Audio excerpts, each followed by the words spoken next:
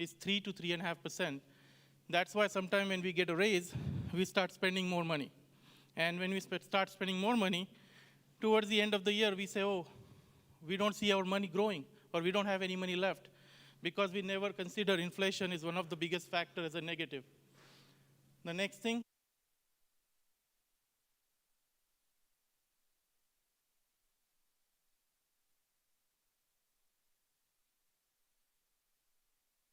after we die, our kids will have to pay those taxes, right? After that, whatever is left over is a wealth. And that is our real formula. If somebody wants to take a picture of that, they can do it. That what is the actual real formula of wealth, right? Second thing, I'm going to explain you about time and rate of return, how it works, right? Anybody know rule of 72? 1, 2. See, rule of 72 is a backbone of a financial industry. Without this rule, nothing can happen in the financial industry, or you cannot grow your money. It's a very simple formula. It's discovered by Albert Einstein. It says 72 divided by rate of return. It will give you a number of years to double your money. That means people put money in the bank, right? Or sometimes there is no growth in even bank. Sometimes people put money in the CDs and different aspects where you're not getting any return. People keep money at home. If you are getting or putting money in the bank or the city where you are not getting return, that means your money will never double. Even though some places people put in the CDs and get a 1% return, imagine it will take 72 long years to double your money. Now, how many 72 years we got to double our money, right? So maybe our kids will see that money doubling. If you have money where you get a 2% average return, compounding, and you have $10,000, it will take long 36 years to double your money. That means 10,000 will become 20,000. But if you find a place where you're getting a 4% return, the same 10,000 can become 40,000. Now money is doubling every 18 years, so your money is growing. That's why we said that saving money is important, but more than saving is to know where to save our money. If you have 8% return and a strategy, the same 10,000 can become $160,000. Now, if you look at in all three strategies, the money is same, $10,000. But because we don't have a knowledge about how money works, what is happening? We are working for 20,000, making 10,000 to 20,000, and working for 160,000. But if we know how money works and what are the strategies out there that we can use, the same 10,000 can work for 160,000. And that is exactly what the wealthy Americans are doing. That's why rich people are getting rich, because they have a financial professional who's helping them. Another thing, this is an example of inflation and taxes, right? Let's say if you have $100 and you are getting a 3% return on your money. You have to pay the taxes, because if you put money in bank or anywhere, you get a 1099 that you have to pay taxes. 25% combined federal and state tax. Then it's 0.75 cents. After taxes, you left $102.25. Even if you look at the average inflation in the US, 3.5%, I'm not talking about 8.6% that is right now. Even with that, you are in a loss. That means that 3% even not beating it. That means every year your money is going down. If you have a 5% return on the same money, you barely break even. That means, is your money working for you or not? Are you winning or losing in the money game? That is very important to know. Another thing about taxes, right? We all have to pay taxes. There are 3 types of tax bucket: tax now, tax later, and tax advantage. What is a tax now? W-2, 1099, K-1, C-1, that every year we get those things and we file taxes and we pay the taxes every year. What is a tax later? 401k, IRA, SEP IRA, simple IRA, right? Now, what is a tax later bucket? This bucket is the bucket where we are saving the tax on a seed, actually. Then that seed becomes a tree or a harvest by the time we retire, and we have to pay the tax once that become a tree or harvest, right? At 100% at the time of distribution. And what is the tax advantage bucket? The tax advantage bucket is a bucket where you're going to pay the tax on the seed and let it grow tax-free. Now, these are the things in the tax advantage bucket. There is a Roth IRA, municipal bond, and 7702, which is a tax code. Those are the only 3 things can come in play. What we educate people, that we need to diversify all 3 buckets, right? Because sometimes we have all our assets into tax later bucket, and we don't have anything in the tax advantage bucket. And why we have to plan for taxes, because the way the economy is going, the taxes will go up because there is no other chance, like all the economists. And what Matt is saying, that the US income tax will have to double in next 10 to 15 years. And that is the only way US can survive, right? And I'll show you the income tax history too, right? Why plan for taxes? This is a US income tax history. If you look at 1913, the highest tax bracket was 7%. 1917, it went up to 67%. Can anybody do anything about this when the government changed taxes? No, we cannot do anything. If you look at 1917 to 1987, before Reagan era, it was never below 63%. That means we are at 37%, which is going to go up to 39.6% January 1st, 2026. Now, if you look at the history can repeat itself. The reason we have no idea about this is because most of us or our community start coming after 1980s and 85, right? So we think 37% is the highest tax bracket, but it's not. It can change any time, right? Because we have $30+ trillion debt right now. Even they were talking about in the news a couple weeks ago about Social Security, right? That if they don't go up on the taxes or they don't do anything about Social Security and Medicare, by 2035, when you're supposed to get $1, you have a chance of getting only 78 cents. And if they don't do anything about taxes or find money for Social Security and Medicare, in 2041, afterwards, nobody will receive any Social Security. So what they have to do? They have to go up on taxes. There's no other way. See, sometimes people think, oh, I don't have to worry about that right now because in retirement, I don't have to pay the taxes, right? But when you retire, there are some of the deductions that you take right now is not going to be there. Like you get a tax credit on your kids. But when you retire, your kids are grown up. So what happens? You will not get that credit.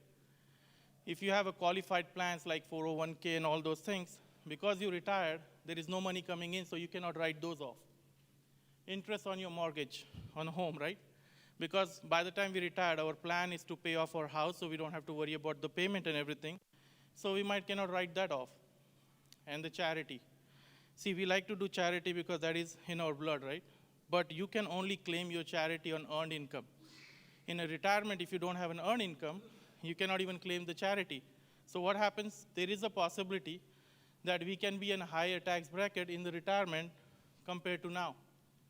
Another thing, people put money in the stock market and everything, right? And we have money managers and everything, which is good, like people want to grow money. But some of the things that we should know, because it's at the end of the day, it's my money, right? How I need to take care of it, right? I'll show you something, and if you guys start looking into your own statement, it will help you, right? See, what happens in the stock market, if let's say first year market go up 40%, your money grow up 40%.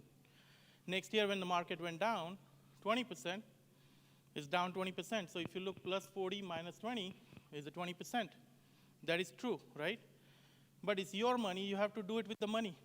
And people don't do this in terms of money, that when you had $100, market went up 40%, your 100 become 140, but when market goes down, you don't go down on 100, you go down on 140.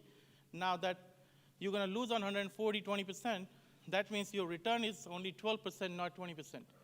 So it's our money. Why not to do and look into the statement and see what is my money growing really 20% or is only 12%? Second thing, 50% plus minus 50% is never 0%, right? Because when you are 100, it becomes 150, but when you lose 50% on 150, you are actually in a loss of 25%. See, one of the things that I realize that people forget, let's say somebody have 401k account or traditional IRA account and everything. What they do, let's say they had $100,000. Next year they get a statement and it says $116,000 total, right? So we think we got 16% profit, or we made 16% on that money. But if you look at it, we forget to remove the money that we put that year. 401k, they contribute money. Traditional IRA, we contribute the money. So if you take that money out, whatever, 6,000, 8,000, 10,000, then that will give you a real number, right? Because if you take that 10,000 out of that 16, you make only 6%, not 16%. Because it's our money, it's our job to look into those things. And this is something we try to educate people that your money you have to watch out for, because only you can take care of your money, nobody can help you. right? If you're not looking for your money, definitely nobody's going to help you. Now, when you lose money in the stock market, let's say market went down 40%, right? It will have to go up 67% to break even, right? When you're trying to recover that money, and if you're getting 8% return, it will take you 6.6 years to grow that money, right? If you're getting a 12%, it will take 4.5 years to just recover your money, right? So that is the most important thing. Second thing, when you want to grow your money, there are 3 different strategies. One is called fixed, variable, and index, right? What is a fixed strategy? Like people put money in the CDs and everything where you get a fixed return. Variable market is a stock market. And index strategy, there is a strategy which gives you a no-loss guarantee, and your money continue to grow. But people have no idea about this strategy, how it works. Because wealthy Americans have financial professionals, so they are helping that you can grow your money without losing money, right? There is a strategy which gives you a no-loss guarantee with a very good return, right? So we educate them. Then this is how that strategy works. Like this is a stock market, right? When market go up 10%, you get 10. Market go up 20, you get 20. Market go up 10, you get 10%, right? But when market goes down, this is where you come down to in the stock market.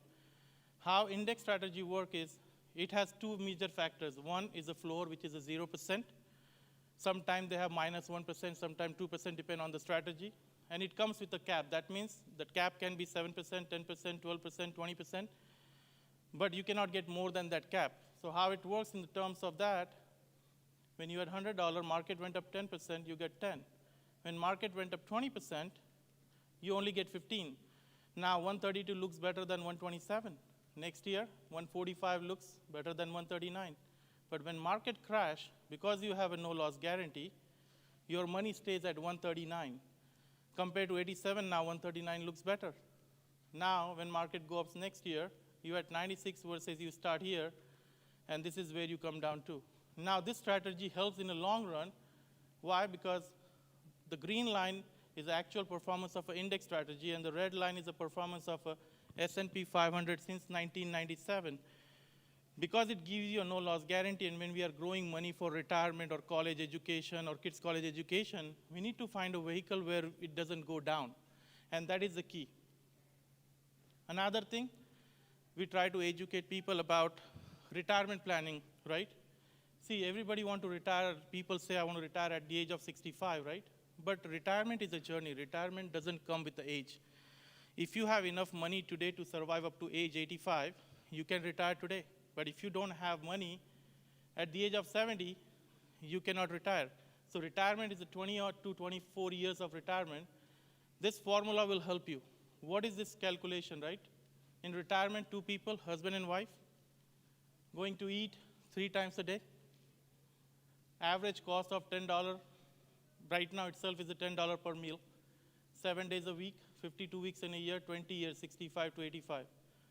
Just your food cost will be $436,000. This does not include your mortgage, your phone bill, utilities, or anything, right? So what we educate people that retirement comes with money. There is a journey of, if you look at it, the most money we spend on Saturday and Sunday, right? Retirement is all about Saturday and Sunday all your life for 20 years because you're not going to work. I'll give you one thing. If your house expense is $5,000 today, okay? This is on $5,000 today. In 10 years with inflation, you'll need $8,000. In 20 years, you'll need $10,000. 10,000 times 1,220. If you want to retire, you need to have $2.4 million saving. If you want to retire, if your house expense is $5,000 today. So the question is, are we saving anywhere this money? If we are not saving money or we are not started yet, technically that we will not have a retirement because we will have to work. That's why a lot of people work at the age of 70 and 75. Another thing we educate is high cost of waiting. If you want to have retirement planning, you need to start saving. The sooner you start saving is better. If somebody have 40 years to retire and if they save $286 per month with an 8% average return for $1 million, that's what they need, $286, right? But if you have only 20 years left and you want to save $1 million from now with an 8% average return, you need to save $1,700 per month. And this is only for $1 million. We're not talking about 2.4 million, or if your house expense is 10,000, then you need double or triple the money, right? So if you're not saving, how are you going to do? Worst enemy or greatest ally, right? The sooner you begin investing, the less money you will need to save. So this is one of the things will help. Now, if you are not healthy and you are not dying and you are in between, because now people are living longer, this is a situation mostly is happening now where you have bills to pay, but you have no income coming. Now, where the money is going to come? In this situation, you have to deplete your savings or deplete your asset. That's the only thing you can do. So we educate people that there are living benefits which give you, in terms of critical, chronic, or terminal illness, that you can access your money while you're alive. We talk about long-term care. That is something we need to plan, because this situation comes where the money is going to come from, right? Now the most important topic, right? That's what we're here for, right? Engage the audience and just get some feedback. The idea today, we are going to go now in will and trust, which is the meat of the presentation, but we wanted to just expose you to a few financial concepts to illustrate the importance of planning. So just wanted to get some feedback from the audience. Did you learn something new today? Useful? Women's side, did you learn something new today that you've never heard about before? Was it useful for you? For me, the thing that strikes is about that $500,000 we need money for food for people, 2 people. Imagine, have you ever thought about that? All right, so we will go into the will and trust. Like Asif said, it is the most important document of our family. So we want to make sure that you are aware that with parents who have under 18 children, how important this document is. So go ahead, Asif.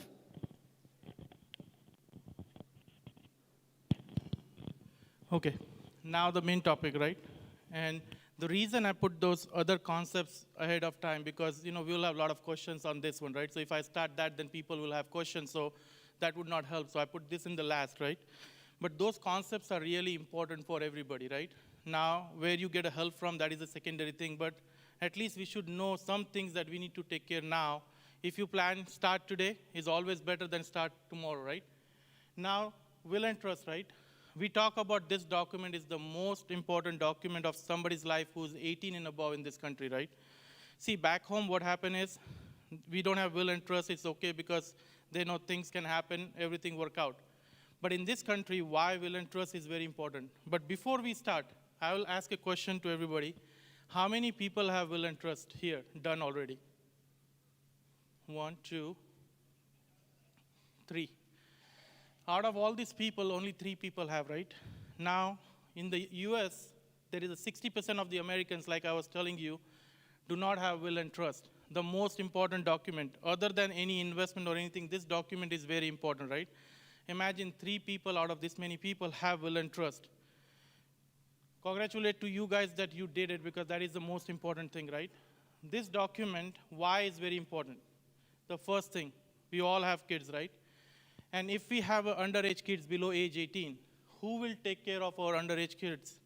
In this country, if you did not assign anybody a guardian, right, that will take care if something happens to the parents, the kids will go to foster care. Doesn't matter, you have 50 family members in the US. When they go to foster care, there is a process of 3 months to 6 months where your kids will be in the foster care, and then your family has to assign an attorney and go through all the process, and the court will decide where your kids will go to. And imagine, especially when you have money left for your kids, all your family members will try to fight and have those kids because that money is coming along with it too, right? So now, sometimes people don't have money. Like there is some kids who is in foster care for more than 2 years because the family cannot provide enough documentation to the government that they can take care of those kids. So if a simple document where you can assign, where you assign somebody as a guardian and your kids can go to the right place if something happens to the parents. That's why it's the most important thing, because when we talk about anything, right, we talk about we are working and everything for our kids, but this is something happen if something happened to the parents. They will go to a foster care. Do we really want them to go to foster care? Absolutely no, right? That is what my answer, and everybody have the same answer. Second thing, who will get your assets? So if somebody passes away, what will happen to the asset if you don't assign? Yes, if something happened to the husband, the wife gets it, that is fine. But other than that, if something happened to both of them, what will happen to that assets? Who inherits all your bank account, right? Now, this is one of the things, like, before it was not there, but now if you go to the banks, they have an option where you can assign a beneficiary if something happens to you. So make sure to go to the bank and make sure you have the right beneficiary assigned there, because any place you have a beneficiary assigned, like life insurance policies or 401k, traditional IRA or stock market account, or in a bank, you don't have to worry about the will part because that itself takes care of it. So let's say if you have in your will, your bank account should go to XYZ, but in the bank, you have ABC, the bank account will go to ABC. It will not go to XYZ, what is in the will. So any place there is a beneficiary assigned, that account or that money will go to the beneficiary what is assigned. So that is something we need to take care. Another thing, who will make your financial decisions, right? What happens, let's say if I pass away? My wife can access that because she is my wife, right? But let's say if I'm in a situation where I cannot make any decisions, right? And if I never give a permission to my wife, she cannot even take my financial decisions. If I have my account, she have her own account, then she cannot even access my account. Yes, if joint account, she can access the money, right? So that is a very important thing, because when life happens and these things are not ready, it can put our family in trouble. There are families who are still waiting more than a year to get access to those things, right? So that's why financial power of attorney is the most important thing. Who will operate and own the business? Definitely we need to assign somebody for that. Who will make your medical decisions? And who will make your healthcare and end-of-life decision? This is called medical power of attorney. Everybody know what is a HIPAA law, right? Let's say if my wife go to a doctor, and there is a form, they ask you who you want us to give this information to, and if my wife doesn't put my name, I can go with a marriage certificate, but they will not give me the information. That is what the HIPAA law is, right? Privacy Act. Imagine when life happens, we're not going to go to the same doctor. We might be in different city, different country, different state, different hospital. And if I never give a permission to my wife or anybody as a medical power of attorney, in case if I cannot make a decision, the doctors will do whatever they want to do. They will not even listen to anybody, right? And that is the most important thing. And it goes for both people, both spouses, right? Probate avoidance, revocable living trust. See, what happens if somebody passes away, all the assets goes to the probate court first. And then the court decide where that money is going to go according to the will and everything. That is a 3 to 6 months process. Because of pandemic, now is almost close to 9 months, right? So some of the things that you can do is you can create a revocable living trust, and you can avoid the probate court proceeding for your family, so your family does not have to wait that long, right? So what we do, like your important assets, like wherever you have deeds or a title, you can create a revocable living trust. Revocable living trust is an entity which never dies, right? And you can fund all your assets, like properties and everything in that trust, and you become a trustee. That means you are not the owner, you are the trustee of the trust. So if something happens to you, your wife becomes a trustee, and she can access those assets without going to the probate. So that is the way you can avoid going to the probate court proceedings, and that is one of the things is most important. So the fourth thing, if you want to write down, right? Guardianship of our kids, medical power of attorney, financial power of attorney, and probate avoidance by creating a revocable living trust. See, these are the things we are educating, right? You can get created from any place, any attorney. They can help you. That's not a problem. Today, our goal is to educate that this is important. How you do it, from which place you do it, is a secondary. But get it done like you need to do it yesterday. Because people think, oh, I will do it tomorrow. But we don't know what will happen tomorrow, right? So I think this is the most important thing. Now, any questions in this, we can talk about it, and then I can show you the next steps that how, once you create the will and trust, what you need to do and how we can help you too. If we are working with a company, which is an award-winning company, where we can help you create your will and trust in 45 minutes. There are some of the information that you guys need to have ready, and we can create that will and trust. And there is a step-by-step process that I can show you, or I can go over with that now, so the company we work with, right? And this will and trust that includes all these 4 things that we talked about, which is the most important thing. That package is, if you go to the company, it costs you $600 for husband and wife, right? But when I went there, because I do this sessions in different states, so I went to the company that we are doing this for community, what you guys can do. So they give us a 25% discount, right? So for husband and wife, it will cost $450 where we can send you the voucher. Then we can sit down, schedule an appointment. We can sit down with you, we'll give you the information that you should have ready. And if you have your basic information ready, we can fill those information in the form. And all this will and trust is created by the top-notch attorneys, and it's based on state specific. And all the documents will be created is almost 50 to 60 pages that will create at the end, but your information is the most important thing that we need. Once we do that, we'll create your account. You'll need to have all your information ready that is requested. We have the form. If you need, we can give you that too. Then we'll schedule in-person meeting or Zoom call wherever we can create, because I'm here, Amna lives in Dallas, Nasira is here. So we can help you. If need help, we can do it on a Zoom call, and we can create that. Now, this is the most important thing. This is something that people forget. Even though you paid $450, created a document, right? I've seen people who paid $450 or even $600, but this is the step that is the most important step of creating will and trust. Once all the documents are created, then very important to print those documents and notarize it.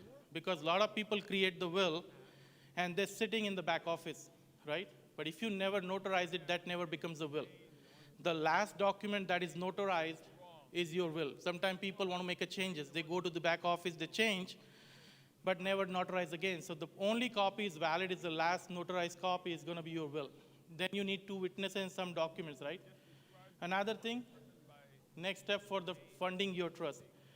Now, for the funding of trust, what you have to do, like let's say you have a house and you want to put that house in your trust, you have to take your deed to the county clerk's office and say, hey, I like to put this property in this trust that we create, and they will tear apart that deed that you have on your name, and it will go under the trust.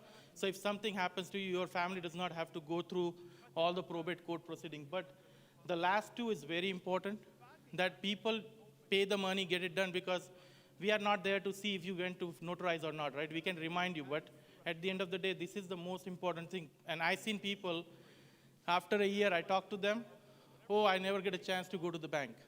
That is like, this is the most important thing. How can you forget, right? So just remember, anywhere you create, this is the most important step. So this is what I wanted to present to you today. Hope you see the value in this, all the information that we give. We can talk about any Q&A that we have, and we can go from there. Thank you, everyone. In your paper, there's a printout about this company that we work with called NetLaw.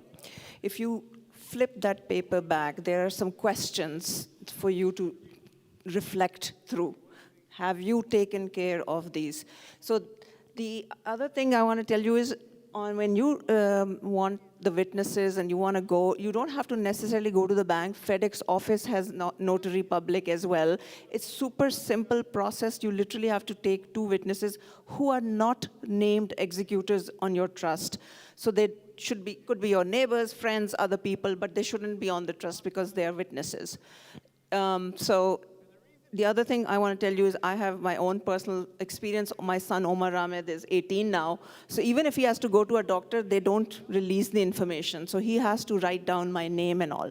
So not only for yourself, but over 18 children also think about this. And like Asif Bhai said, we work with this company, so we have a discounted price. But in my experience, if you go to a lawyer today, anywhere from $1,000 to $3,000 it will cost you.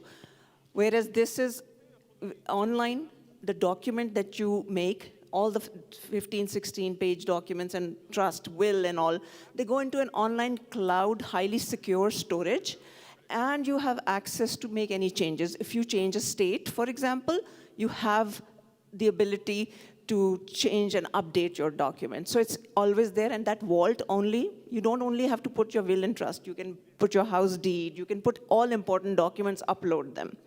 So it's an award-winning company that we are sharing with you. Go ahead. One more thing I forgot to mention, and this is very important. See, we have to assign the beneficiaries, we have to assign, trustees and everything, right? But whoever we assign, that person should know that he's been assigned as a guardian. If that person doesn't know, or if he doesn't have that copy of that will that you created, then it's very hard for him to know. Another thing that people make a mistake of, it's okay to put anybody as a guardian, right? But the thing is, the person who are assigning a guardian, we need to find out, because at the end of the day, it's our job, right? Do this guy know how will and trust work, right? Because if this guy don't know how it works, and we are assigning somebody as a guardian, that our kids can get in trouble for that too, because they don't know how it works, right? So one thing you should ask them, that do you know will and trust, So if something happens, they can take care of it. But if they have no idea, they don't have the documentation that this person has been assigned as a guardian for the kids, how are they going to know? So that is one thing very important for them to know, and make sure anybody who you assign, they should know that you put their name in there. And that is something we forget to tell. So that is one thing I wanted to mention, that we need to do that. Any questions? There's a question here. Everybody can benefit from the questions that way.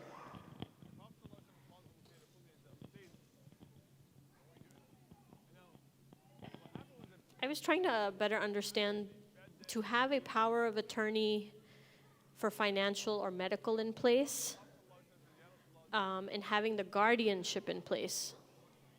Do we need both, or what is the difference? And I'm speaking in context of taking care of our parents. We have the power attorneys in place, but what is the value that the guardianship can provide that the power of attorneys do not already provide? So the guardianship is where or who your kid is going to go to. Power of attorney is like financial power of attorney. So anything related to the money matter, they can manage, right? For medical power of attorney, anything related to health or medical, they can manage it. But guardianship is somebody that you have to assign, that this person is going to take care of my kids. That's why all three is very important. Can you do that for parents as well?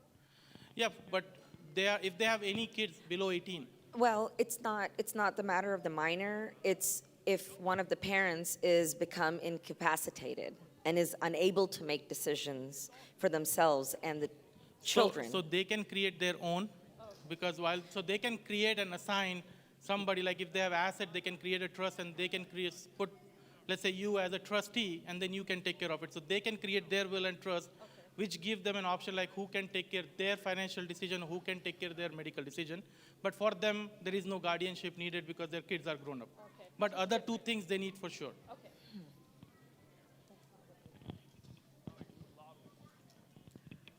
I have a question. Do you need two separate trust or will set up, like one for your husband, one from the wife perspective, or is it just one single document?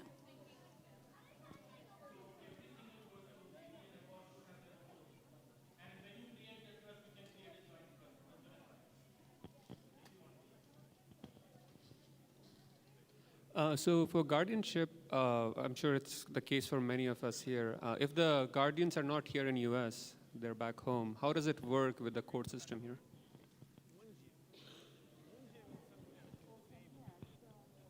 So the question is, if we assign guardian somebody not who living in the US, right? So we can assign anybody as a guardian, but one thing to make sure that one person should be in the US, because when situation happen, right, and if those person doesn't have the visa to come here, then somebody should be here who can take care of them till they come, or kids can go there.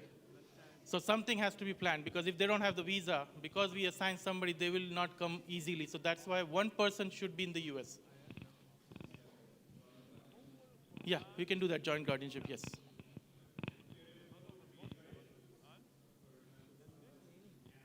Mm-hmm. Yes. No, so once you assign that person is the legal guardian of that person, so that is okay. That's why when you put somebody from other country, and if they don't have the visa, then it can be very challenging, because the government will not release till that person come, and that is a process, so at least one person. Then it's fine, yes, yes. Okay.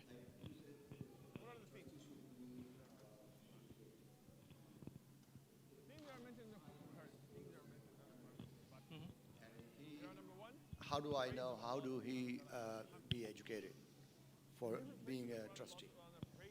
So, so the question is, if he assign his son as a trustee, how he will be educated? So same thing like I said, right? Anybody we assign, right? At least they should know something like, first they should know that you assigned them. That is the most important. Then second thing, they should know what he needs to do, right? So at least he should know that there is a copy of that and what needs to be done. In the beginning, when you create the trust, you will become the trustee itself. Then you have spouse as a contingent trustee, right? Then the family member comes. So at least they should know and they should have the copy. That is the most important.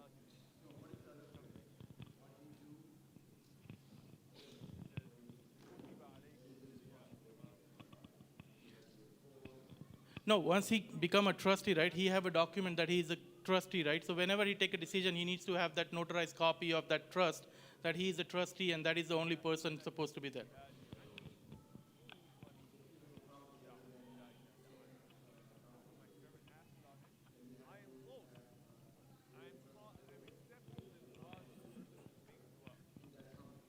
No, you have to register, but you can put in your trust. Yes, because you get the trust, right? So you putting in the trust, and trust is an entity, so that's fine.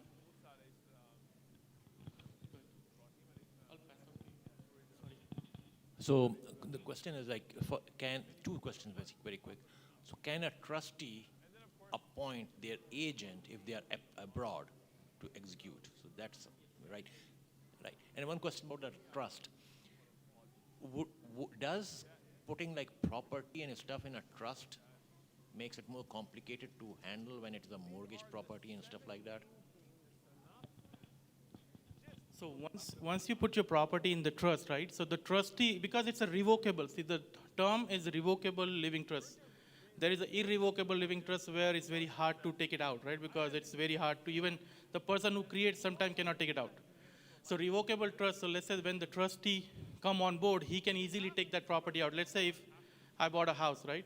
And I put in the trust. Now tomorrow I want to sell that house. I go to the county office, take it out from the trust because I'm the trustee, sell that house. When I buy the new house, I put that in the trust. So because it's a revocable, the trustee can make those changes. Yes. Little bit, but not a lot. I have a simple question. You see that if you have a trust, is it still necessary to get the will? And what is the additional advantage you would gain by having the will too? Or if you have a will, then what is the advantage you get by having a trust with that? So will is like carrying out your wishes, right? So in the will aspect, we have who needs to get those assets other than the properties and everything that we're putting in the trust. Trust is just helping you to avoid the probate proceedings, right? If somebody passes away, all his assets get frozen by the government, right? And then the probate court proceeding happen where families has to wait 6 months to 9 months. So that is only avoiding that hassle for the family. So probate is only for that. But will is the most important document because in will we have medical power of attorney, financial power of attorney, and you are carrying out how your wishes going to be carried out is in the will. So that's why you have to have both.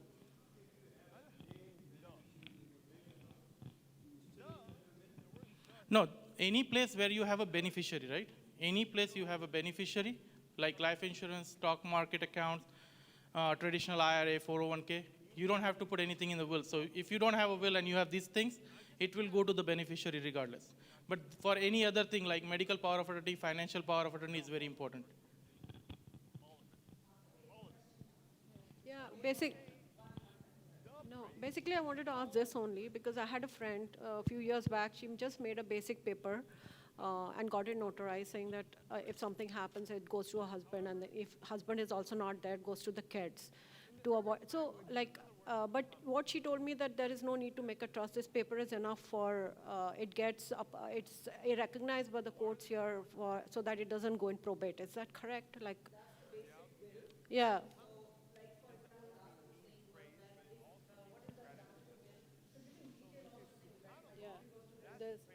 Yeah.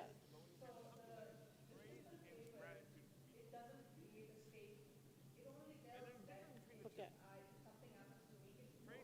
Yeah, it's notarized, yeah. It won't avoid the probate? Okay. Okay, so I was just going to ask, you mentioned that going to an attorney is more expensive and everything, but otherwise, just getting this on these forms and notarizing it, is it more enforceable if it goes through an attorney and you do your will that way, or is this just as good, or are they both honored the same, or how does that work? Can you explain it? So he said going to attorney is better or doing this is better, right?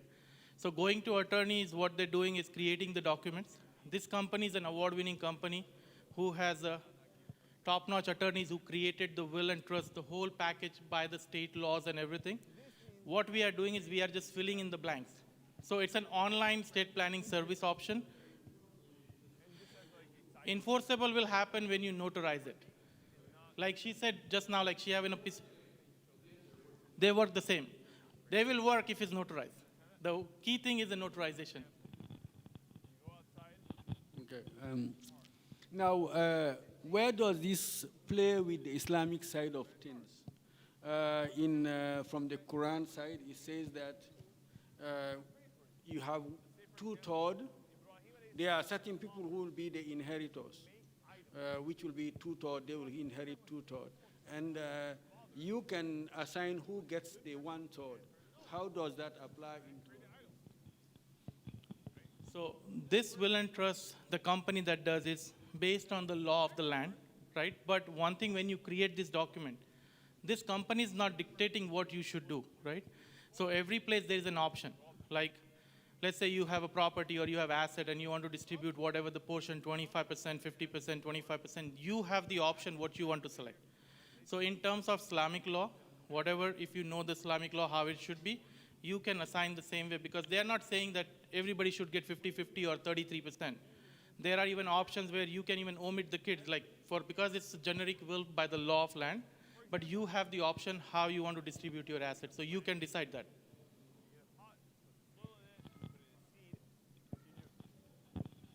For a basic will, which does not involve a trust, what is Texas law after notarizing? Does it have to be recorded with the county clerk, or no? Some states require that, so we just moved here, so we had it recorded in the previous state. We have one prepared here. I'm not sure if we need to record it with the county or not. So you bring a very good point. And good thing that you did one thing, he said, I moved the state. A lot of people even have an idea that when you move from one state to the other state, you have to create a new will by that state laws and everything, right? So he did it. If you record it, it's always a good, because they can easily accessible for the family. If you record it, that is a good thing. But if you even don't do it, the person who should be in the will should have a copy with a notarized copy or electronic copy. That is important. So there is no law, but it's good to record it, because it's like anybody misplace it, they have it over there in the court. It can, yes. It can, the will can be, but not the trust. Your trust is like nobody can see your trust. Yes, but not the trust. Revocable living trust is not, yeah. Yes. Yes.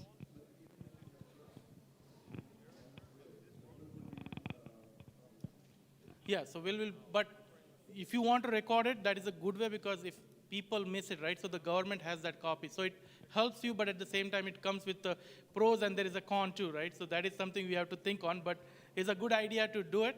But a lot of people don't do it. They just give it to their people who they assigned it. So at least they should have a copy. So for the state that I was in, do I need to withdraw the will that was recorded in that? So in will, the last updated will, like date, right? So if you have that in, let's say, 2020, and this is 2022, and both are notarized, then the 2022 will be your last will.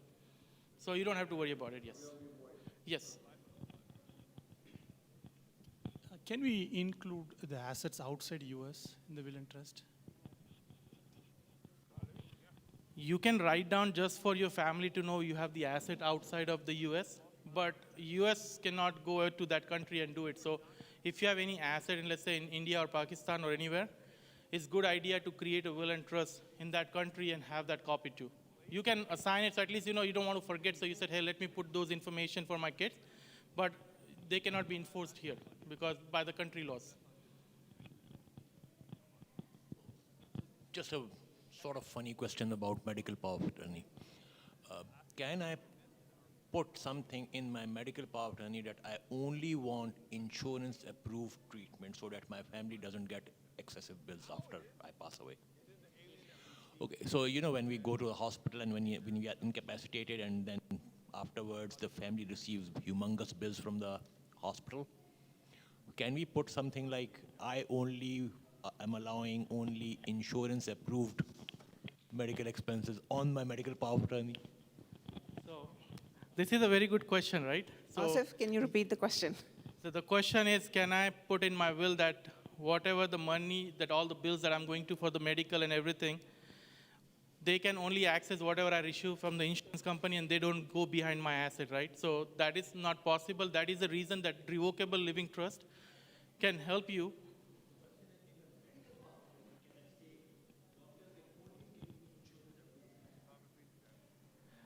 That is something is not, that's why we have to have that made. So your family will decide, do they want to do it or not? And sometime if you want to avoid, right, some of the things that they should go after your assets, that is where that revocable living trust come, because you are just a trustee. So you are not the owner, right? So they cannot go go behind the trustee on the asset, right? That's why that helps you in those situations. So that is a good point. Can you quickly go over how this whole process works with you when so what do we need to do on our side? For that, I think to respect the time of people, also stay women, because we are going to give away one free raffle. We're going to give away. So, okay, all right. So so what I want to make sure is I have the name from the women's side. Did we fill out a form on the men's side? You didn't? Okay. So we wanted to pick one winner from I was going to call a kid and just point to one. So can we get a kid from out there and let's just let the kid, so there's no bias?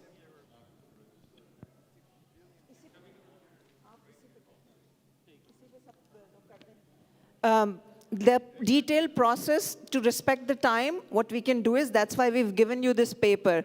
We can do this for free. We will, the gentleman gave me a paper, he's interested in will and trust. So I can do a Zoom call, share with you all the documents that come in that, and then you can go ahead and see if you want to create it.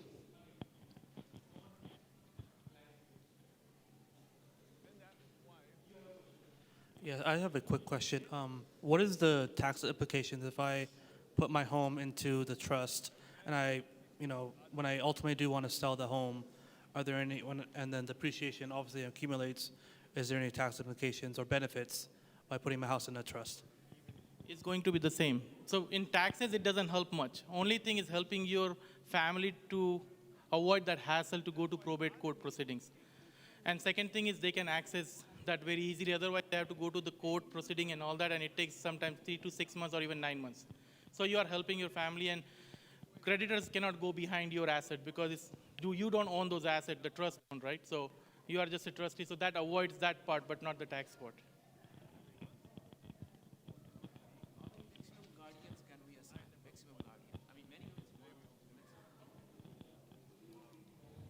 You can go at up to 4. Yeah.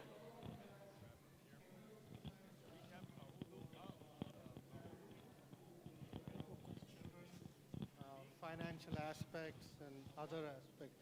So this guardian A is responsible for taking care of this. Okay. So one for financial, separate. No, the guardian will do that all that. Yes. The guardian will take care of that part. No. To follow up on this question, right? If you have multiple guardians, it goes back to which parents, relatives having in India or Pakistan. So if you want to have multiple guardians, and then is it something that you can... So in multiple guardian, there is 2 ways you can do. One after the other, or you can do all these people serving together. So when it comes serving together, then the majority wins. But if you are one after, then whoever is in that line, let's say if I assign X, my brother, and let's say when this happened, my brother is not there and I have contingent is my other brother, So that brother will, but if I put both, then they both have to be there. So they both have to decide. Yeah. That, but one should be in the US. Last question from the ladies, and then we'll do the raffle. So this is more of a clarification. So in order to do the trust, right, would it apply to assets that are not 100% paid off? So for example, my house, right, I'm continuing to pay mortgage on it, but obviously it has some equity. So would that count as something I could put into the trust? Yes, you can put, only thing is sometimes some of the banks don't allow you to do that, but most of the banks doesn't have the issue. So Okay. sometimes asking your bank or letting the bank know, that will help. Okay, That, you but know, it's this is not what for we do. like 100%, okay, this is fully paid off, I have the title, so, okay. So usually the banks are okay, but some banks, because of their rules and regulations, they don't. So asking or informing them is a good idea. Good question.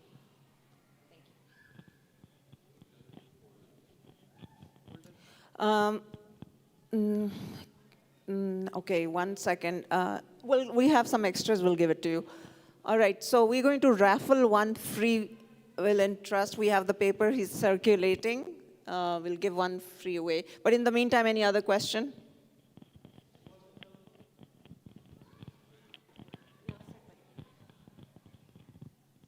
Just wanted to follow up on that question about the home in the trust. So if your home has been put into the trust and you're wanting to sell your home, then do you have to have any kind of approval within the trust to sell the home? I think a gentleman asked that question, but, and then once you sell it, do you have to remove it out of that trust, or how does that work? So to sell that house from the trust, right, because it's a revocable trust, so let's say you have house in the trust, now you want to sell it, so only process that you have to do is you have to take it out of the trust and then sell it. And then when you buy a new house, you can put back that house in the trust too. Only thing is, because it's revocable, you can take it out as many times you want, or you can put it back in there. So irrevocable trust is the most complicated trust that sometimes even the owner cannot even take anything out of it, right? Because that has to be done through the proper attorney process and a lot of due diligences and all that, and find out the loopholes, right? So irrevocable is a good idea to go to the attorney to get it done, because there are so many languages that you have to use to make sure that you have the loopholes to take it out. But revocable trust, because you are a trustee, you can change as many times you like. But just because it's part of a trust does not mean that you cannot have a transaction without the permission and consent of the trustees. Exactly. Because you are the trustee. So you are the trustee of that trust. So you're the one who's going to make the decision. Okay. So that's, I appoint my kids to be a trustee as well.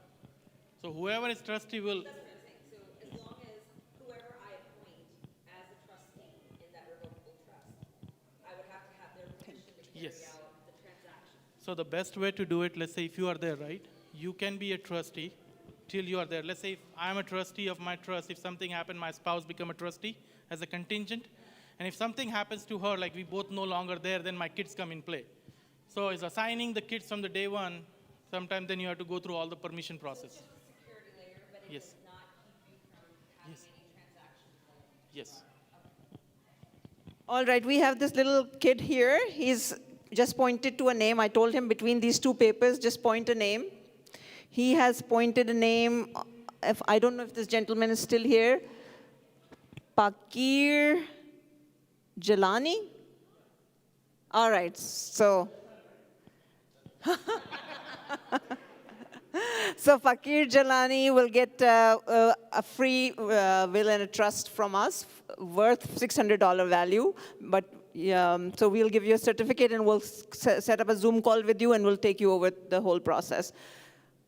All right, so now you can have some. And why don't you do me a favor? Go give it to all the uncles and aunties, okay?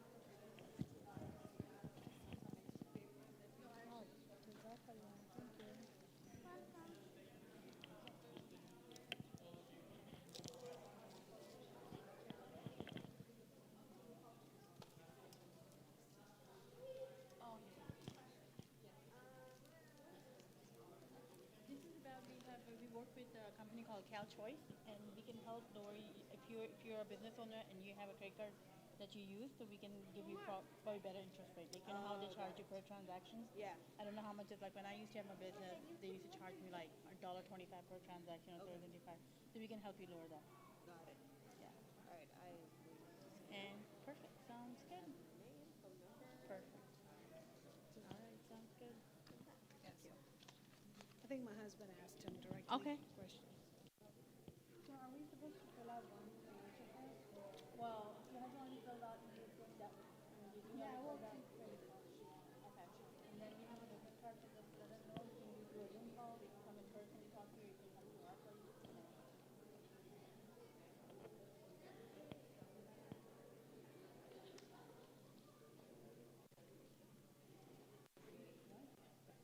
Your turn, that's it.